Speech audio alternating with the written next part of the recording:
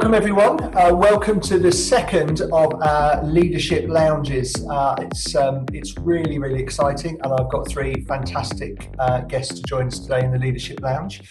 We're going to look at a really important topic, I think, for us as leaders, and the people I've got joining me today, I'm really delighted to. I'm joined by Simon Scott, by Paul Wilcox, and Olivia Higson. Simon Scott is the CEO of CYM based in Ipswich. Paul Wilcox heads up the Mentor Network UK, and Olivia Higson is part of Blackwater Wealth Management. So welcome guys, great to have you joining us here today. So Simon Scott from the CEO of CYM Ipswich. So what is CYM and what does being CEO involve for you? Sure. CYM stands for Christian Youth Ministries. So we're a Christian youth work and children's work charity. We're moving towards 40 years of doing that within Ipswich and the surrounding area. A charity set up originally by church leaders to try to provide an opportunity to take a Christian message into schools primarily. It's developed lots over the years, and that now looks like a charity that provides chaplains to primary schools, high schools, pupil referral units across mainly Ipswich, and also running some residential work for primary school children as well. And in terms of the leadership, what it looks like, got a team of about 14, 15 paid staff that are working with us, heading up that with a small leadership team. And my role really is about strategy and vision for the charity. Great, brilliant. And so thank you for joining us today. Your perception as the CEO heading up and working with groups of people is going to be really important and vital to us today. So thank you. Paul, it's great to have you join us. So Paul and I have known each other for many years, and we were just saying we've not seen each other for years and years. I knew you working, heading up a different organisation, but you now run the Mentor Network UK. So Paul, what is that all about for our listeners? Yeah, what is it all about? That's a good question. Well, actually, it grew out of the Youth Work Conference, National Youth Work Conference, several years ago now, down in Eastbourne, where I ran a seminar on mentoring for the conference. And at the end of the conference, people were coming to the Cliff College stand, which I was running at the time, and saying, how do we actually find a mentor? And I thought, what a great question that is. It's all right talking about mentoring, but how can we enable people to find them? So thus began the Mentor Network. But I'm pleased to be able to say that the latest news hot off the press is that we've now incorporated coaching in the organisation as well. So we're now the Christian Coach and Mentor Network. Basically, I suppose simply put, it's an online mentoring and coaching dating agency. So people can go online and see the profiles of mentors who've made themselves available to coach leaders and mentor leaders. And our aim was to have 100 people registered. We're well on the way to that now, and the demand is growing. And we had a little meeting a few weeks ago, and we acknowledged that, particularly in this time of coronavirus, the chances are that more people are going to be on their knees, actually, in ministry and in need of this kind of support. So it's an exciting time in our development. We've had several iterations over the years, but where we are now, we feel we're well set up. We've got we don't employ lots of people. We tend to use freelance folk to do marketing, and we've got a virtual PA who does work for us. So we're all volunteers in terms of the time that we give, mostly. But some of the mentors online, most of them are volunteers, some do charge, but we come to an arrangement with people. So, yeah. Brilliant. And so that's one of those beautiful moments where you mention something and then realise that kind of, let's talk about mentoring, suddenly comes back on you to organise. But you've taken that, you've grown that organisation, and your kind of view and your values around coaching and mentoring, again, are going to be crucial for our conversation today. So thank you for joining us. And then we have Olivia. Olivia, it's lovely for you to join us. I know you, Olivia, through our work helping with the Stowmarket Chamber of Commerce, and it's great to have you join us. So you're part of Blackwater Wealth Management. What's your kind of role within there? Yeah, well, thank you for having me. So I'm a self-employed financial advisor working within Blackwater Wealth Management. We work with both individual clients and corporate clients, and it's an interesting structure because as advisors, we're self-employed, but of course there is still that element of leadership, although perhaps on a slightly different level, because there's not, if you like, the ownership of being an employee. We've got an office in Stowmarket and one in Essex, so working with clients kind of within those regions, both on the corporate and individual side. And at the moment, I suppose, especially more than ever, it's been really interesting, and it's been really crucial to keep in contact with clients as well and make sure that everyone's okay during the coronavirus. Yeah, brilliant. Thank you. And thank you for joining us. Your perception of working with an organisation, working with people, and having some people that you're responsible for, but some that actually it's about influence rather than your job title, again, is going to be really crucial. So this week's topic that we're going to look at is kind of what we need from our leaders, exploring what approach, what behaviours we need to have to best help those that we lead. And some might say now more than ever, during what I've called Corona world, our world is different, isn't it? Now more than ever, our people need some really distinct things from us as leaders. And recently I was looking through and sorting some emails, and I came across an email that I'd received when I left my role as a head teacher. And this particular email was from a person recounting their thankfulness for some of the things that I'd done and I'd helped them with, and how I'd helped them develop as a person. It just kind of reminded me, I was actually quite touched by it, and quite in some ways surprised that I'd had the influence that I'd had. But it got me thinking around leaders I've worked with, both as a volunteer and within a work setting. And for me, some of the really best leaders were those that based their leadership around relationship, building relationship, bringing relevance to people so they knew the importance of their job and their role. Modeling good behaviours and expectations, and mentoring and developing them. And I was working with a company recently, and they sent me their survey results for during lockdown. And one thing that struck me was how well their employees are being supported. The results were indicating that. And one thing that really struck me was that their leaders were keeping in contact. The leaders knew and they valued their people.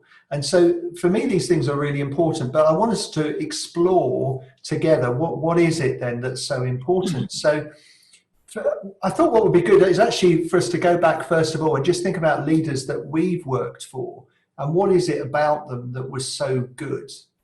So yeah, any of you, can you remember your best leader you worked for, and what was it about them that was so good? Yeah, I'll go. So I think one of the leaders that I've worked for that's really stood out for me in the past, and I think it takes a lot of skill to have the authority to be a leader, but without being patronising. And this particular person that I worked for a few years ago had really managed to master that kind of happy middle ground of being approachable, but was still respected.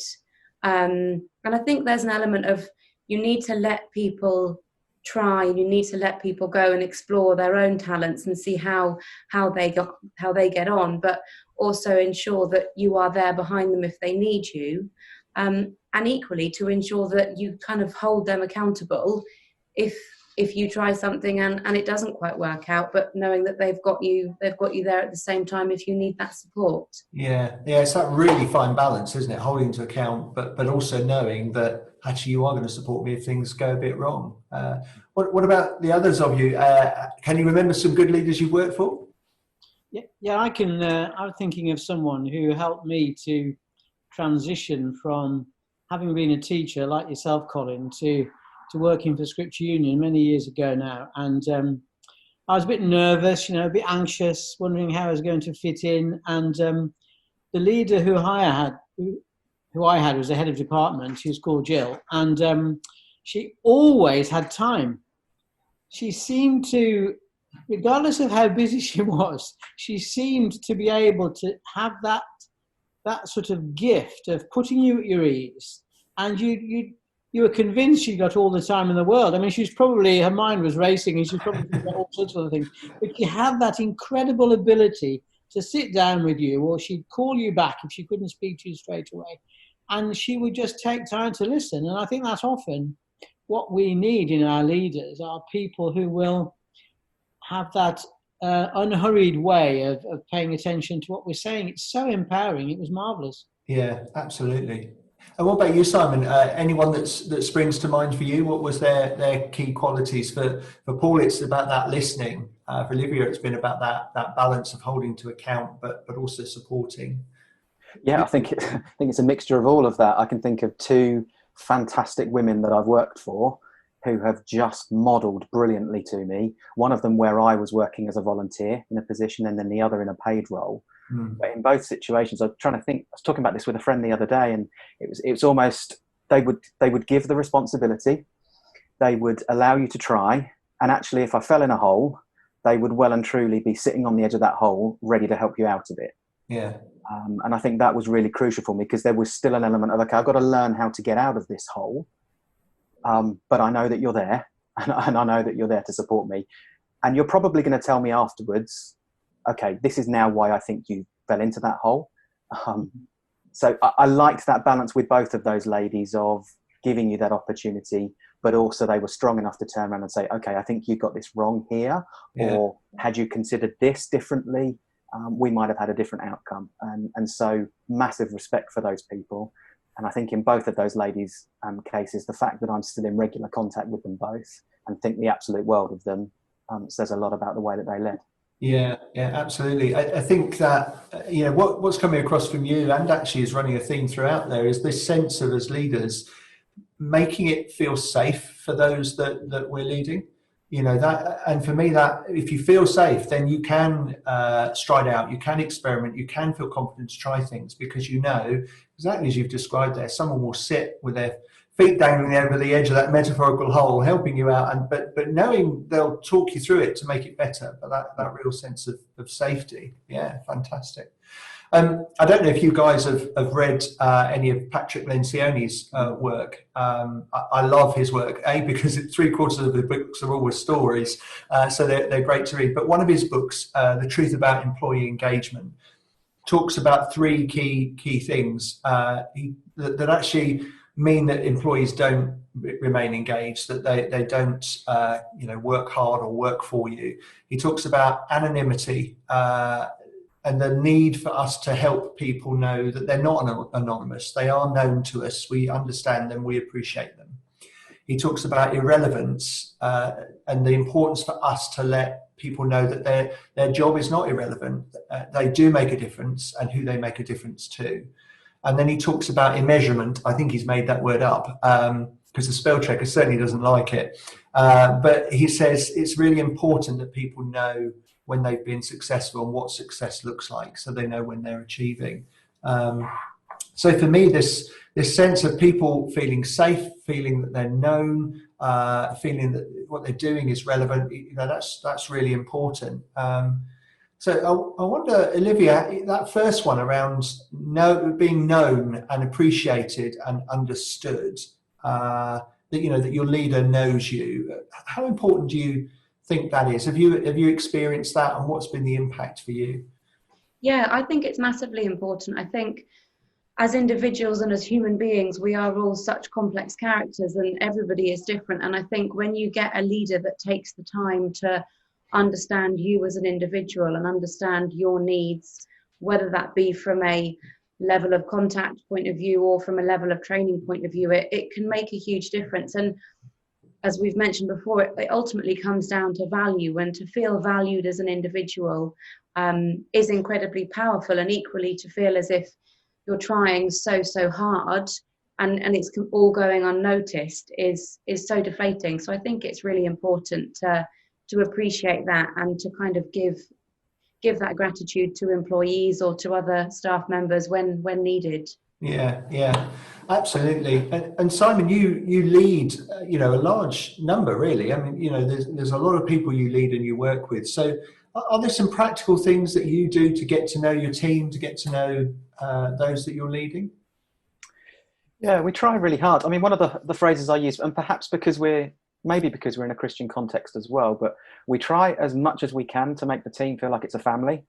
Mm-hmm. And that brings its challenges at times, because sometimes you get disappointed with each other if you don't achieve something in the way that perhaps you would within a family dynamic. But we try to spend time with each other wherever we possibly can.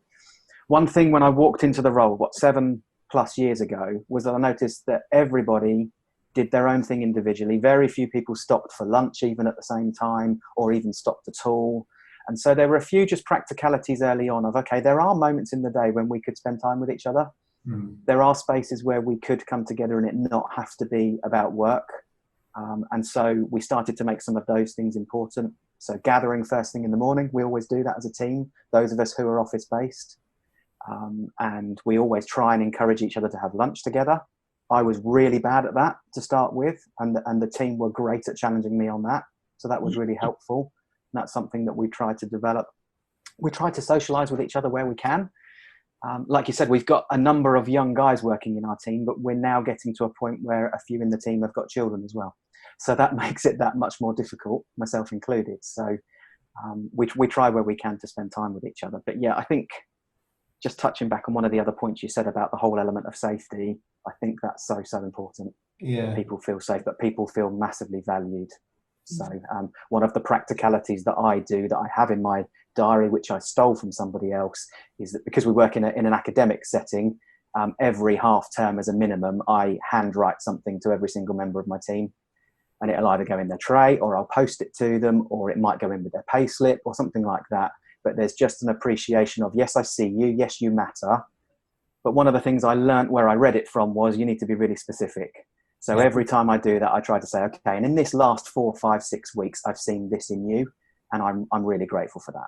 Yeah, that's brilliant. And that fact that it's handwritten, I think goes, it's something a bit different. It's not just another email, is it, either? And I love the idea of you slipping it into their wage slip. So as they open it up, they're expecting something else, and they get that handwritten note as well. Yeah, that's great. What about that second one, that irrelevance? How do you make people know that their job is relevant? Is that handwritten note as well? Or how is it that you help them understand of the importance of their job? I think it's more about the importance of them as a person and the value that they hold within in our instance, the charity. I want every person who works for our charity to know that they are massively valued. It's a huge part of who I am. It's a huge part of what I need as a person, and I understand that about myself. But I try to pass that on. So actually, yes, the role is important. If you're a school chaplain, yes, that's important. If you work in a residential setting, yes, that's really important. And I want to see the value in your individual role. But more than anything, I want you to know you are really important as a person, and that you're part of this team and that you matter. Yeah, fantastic. Can I chip in on that, Colin? Absolutely, yeah. So one of the other little leadership roles I have is to chair the Board of Governors at the local high school. And incredibly stimulating, very different to everything else I do. But I quickly realised when I took on the chair's role that there is so much business to be dealt with, and we have this board of very busy people, 15 governors on the board, and we don't waste any time. We're right into it. There's an agenda and there are papers and so on. And it just occurred to me fairly soon after I'd taken over that these people didn't really know each other. This is just picking up on Simon's point, really. Yeah. So over the last 18 months, we've had 2 Christmas parties and a summer barbecue, which there's been an amazing attendance at. And I can the growth in relationship is almost palpable because they've spent time with each other.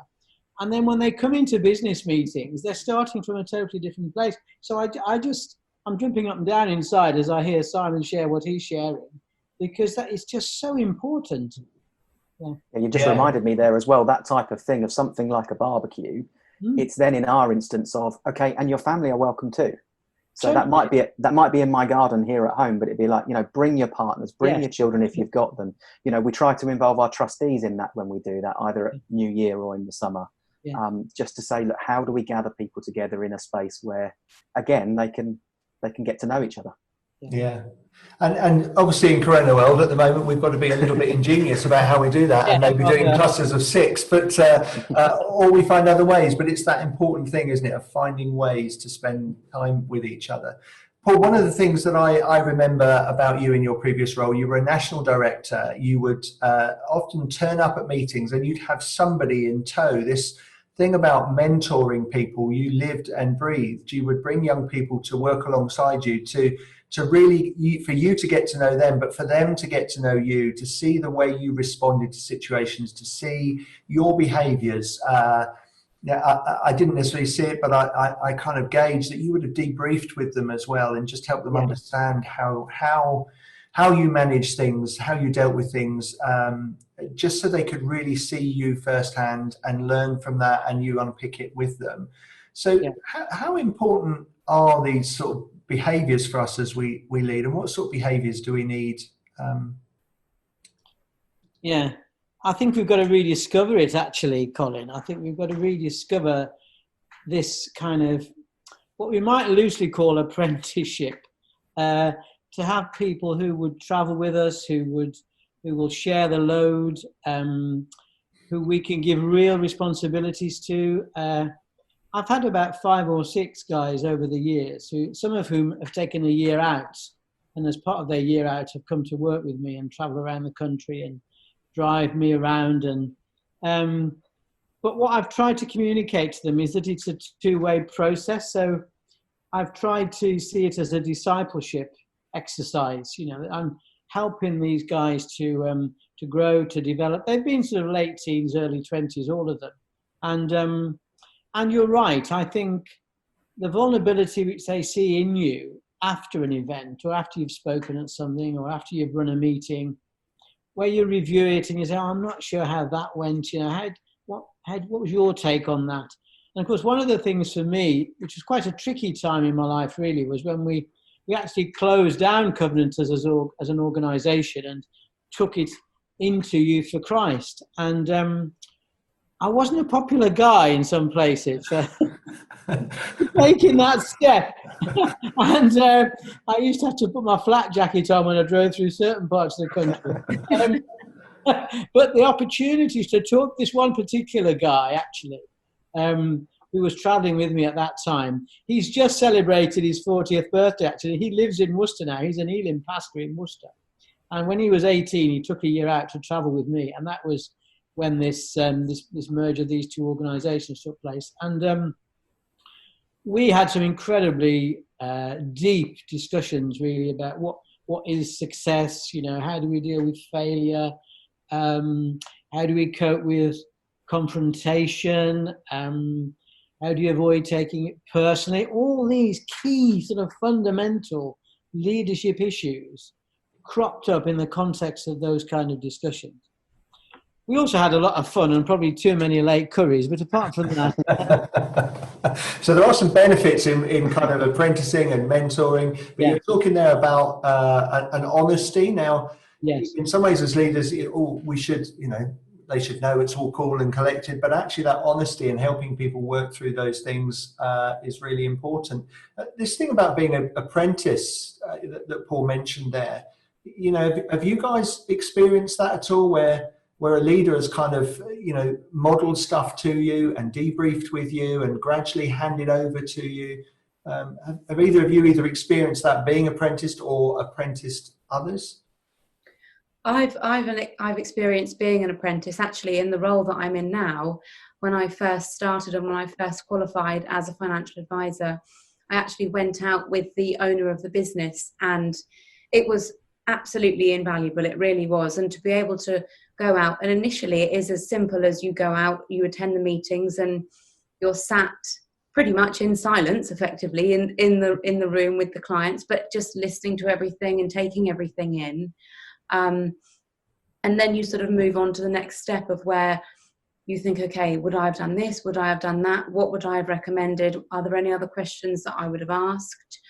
And then you move on to sort of saying, well, look, this is what I would suggest. This is what I would recommend. And then you start switching it over. So you're gradually taking on more and more responsibility, but still within, I suppose, those kind of initial comfort boundaries, which I think at the beginning of a skill or a trade or whatever it may be can be quite daunting. So be able to do that slowly in sort of bite-sized chunks is brilliant. And then eventually you flip it round, so you are the one that's leading that meeting or that task, and then you are the one that is sort of reporting back to the person that you were mirroring. And I think it's great. I think it gives you the option and the ability to be able to to start something without sort of completely jumping in at the deep end. I think an example somebody once gave me was, it's a bit like either going it alone and you're thrown into the sea with no armbands, or you go through a kind of a mentoring program and then you are popped in a swimming pool with a set of armbands, and it just makes it all much nicer. Yeah. Yeah, and what you're talking about there brings us back to what we talked about earlier, creating an environment of safety, and that apprenticing and mentoring kind of allows them to do that, which is really important. But you've also talked about then the impact that actually that equips you to do that. Simon, are there any other sort of behaviours that you think as leaders that can kind of bring impact and kind of people feeling energized to then be able to do the task? Or is it just about this apprenticing and mentoring? No, I think there's also a real element of modelling what you do that I think can really help create drive. If you can model an energy and a passion and a desire for what you believe in and what your organisation is about, then I think that goes a long way. You know, my team will tell you passion is my favourite word, and it's the word that I use the most. But I think it's just fundamental that people are passionate about what they're doing. So actually, if I can sit there and be passionate about my role and the charity as a whole, I think people will come with that. I think there's something else that's linked into that for me personally, which is encouragement. And I think the more and more that I can encourage people, and not just for the sake of it, but a little bit like the written note specifically, spotting those things in people and calling that stuff out in people in an encouraging way, I think that really helps in terms of that drive and that energy as well. Yeah, brilliant. So Paul, I can look back at leaders that I've worked with and how they've kind of developed me in different ways. You know, we've talking here, Olivia's talked about her experience of apprenticing, Simon's talking about the way that he kind of models and develops others. You know, how important is this developing those that we work with? Yeah, it's crucial actually, and I think dare I say that it goes right alongside getting the work done. You know, I think possibly the previous generation was all about getting a job done, you know, very task focused, very sort of making sure that you reach your deadlines, making sure that you're seen to be successful. Whereas I think the current generation particularly, it's more about developing people and getting the job done. And if you can somehow work at those two things in tandem, you're onto a winner, really. I certainly think for the millennial generations, they need to know that they matter. They need to know that their contribution, their ideas are really important. It's not about you as a leader imposing what you think should happen to get the job done. It's about involving them in the process. And I think for those of us who, like me, I had to put my hands up and say I'm very driven. You know, I'm a to-do list person, you know, and I'm very focused, and I have to give myself a talking to sometimes and say, yes, but actually, at what cost is this happening? You need to be developing people at the same time. I mean, I have to say, I think I've learned this within family life, you know, with my children. You know, they will question and challenge, and so it's not a case of, you know, do as you're told and get on with it at all. Thank goodness. Developing them at the same time. Yeah. And possibly linked to that as well, Colin. I've had a sort of a webinar on and off today while I've been working, listening into some stuff. But there was a guy, I think his name was Rob Wickham, Bishop of Edmonton, and he said, culture eats strategy for breakfast. And I love strategy. I really do. I love the idea of forming strategy and looking forward and trying to create what things look like. But I love that idea that the culture just trumps that. It really does. And on that apprenticing view, sort of, you know, my take is I really want somebody to do me out of my job. Yeah. I'd love to be in that position where I hand it over and say, you are ready to do this, and I've got to go and find something else now. Yeah. And the beauty of creating safe places where we are purposefully developing people is that because we're developing them and modeling that to them, they then start to do that to others, and you then create this culture of improvement, you know. And so Olivia, you were talking earlier about your boss that just mentored and worked alongside you. So I'm almost guessing and betting that equally anyone who needed help, you would model that same approach. Yeah, absolutely. And I think, I mean, as Paul and Simon have both said as well, I think if you can instill that natural drive and that natural enthusiasm into employees, I mean, truthfully, new employees don't tend to go into roles and immediately be disgruntled or immediately be dissatisfied or have a lack of enthusiasm. So I think sometimes there can be an element of it coming from higher up and there's not that drive that people want initially. But I think if people are happy to give the time, then that will absolutely, as you say, that will cascade down, and it will mean that you've got a real community within that, and it's that family-like feeling that we've talked about within your workplace, and people will be genuinely willing to help each other and grow together as well. Yeah. So this modelling that we do as leaders is crucial, both when we model the way we develop people, but also modelling these expectations. Simon, I think it was you it was Olivia, you were talking about the kind of expectation. We've got to get this, but if I fail it, somebody's there for you. I don't know, actually, which one of you was it? I think we've both. Yeah, you both kind of mentioned it. Yeah, and so that kind of modelling the expectations that you have is kind of really important. And Paul, where do you sit on this one? How important is it that we model expectations? Yes, thank you. Is that thank you for that one, Colin? That's a tricky one. Seriously, when you mentioned expectations earlier, I had a kind of a little reaction inside because I think in the work that I've done over the years in coaching and in mentoring and in leadership training, expectations is really important, and I will say to people as they embark upon mentoring and coaching relationships, make sure expectations is on your agenda fairly early on, because I've seen a lot of people disappointed and become quite frustrated because their expectations haven't been met, but that's largely because they haven't explained them in the first place. So however, having said all that, I do have a kind of a cautionary thing within me that says, yes, it is good to discuss expectations as long as it's not controlling. Let me explain what I mean by that. That I think, again, sometimes it's a curious dynamic, isn't it, within mentoring and coaching, and certainly if we've got apprentices, and human nature being what it is, if we're not careful, we can be endeavouring to produce clones or to produce people like us, and we want them to do things just like us. So we sort of skillfully and craftily engineer the expectations so that they will do what we want them to do.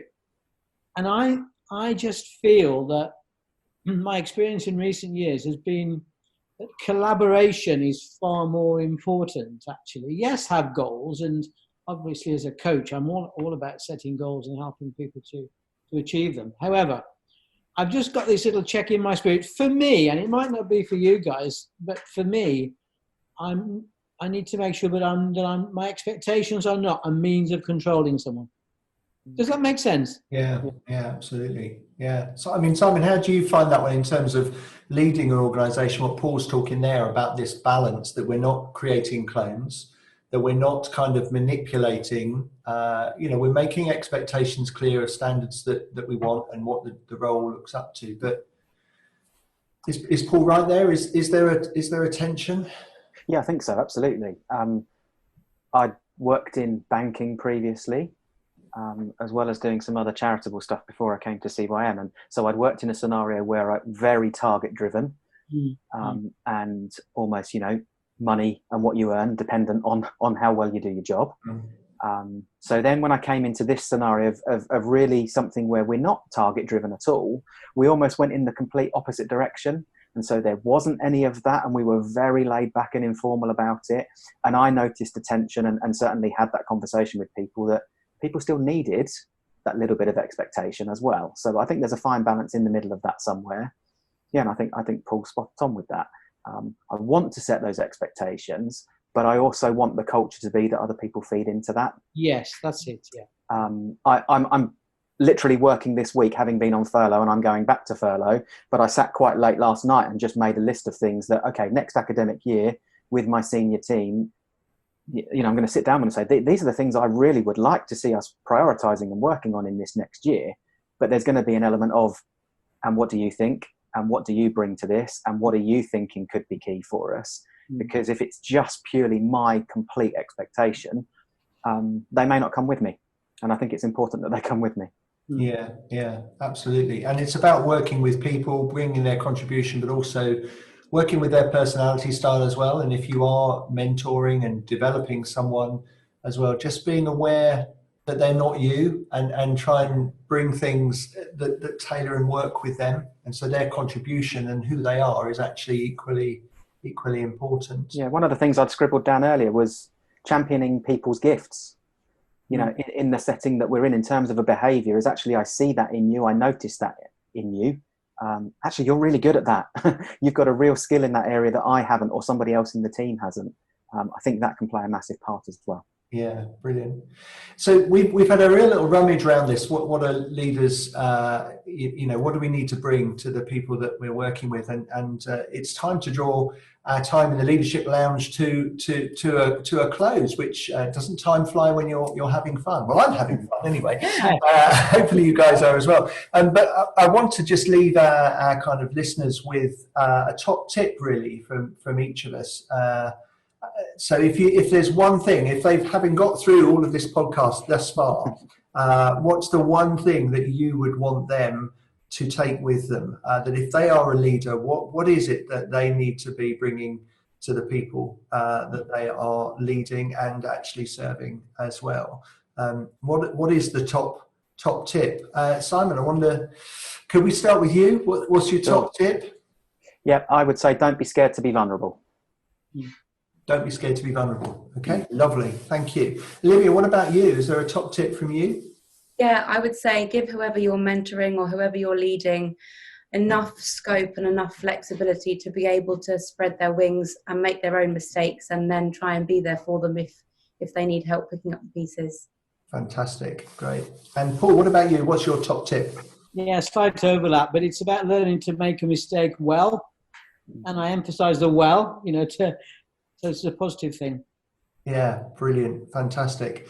It's been fantastic working with you guys in the Leadership Lounge. I wish I could keep having you back. It's been great you sharing your thoughts and your views. And I hope our listeners today can just glean from us that these important things. And we've talked around this whole kind of what we model, the importance of kind of mentoring people and valuing people being absolutely crucial at all times, not just in Corona world. So I'd like to thank my guests today. I want to thank Simon, Paul and Olivia. Thank you for being part of the Leadership Lounge. And thank you for those of you who've been listening. And we hope you've enjoyed our Leadership Lounge this month.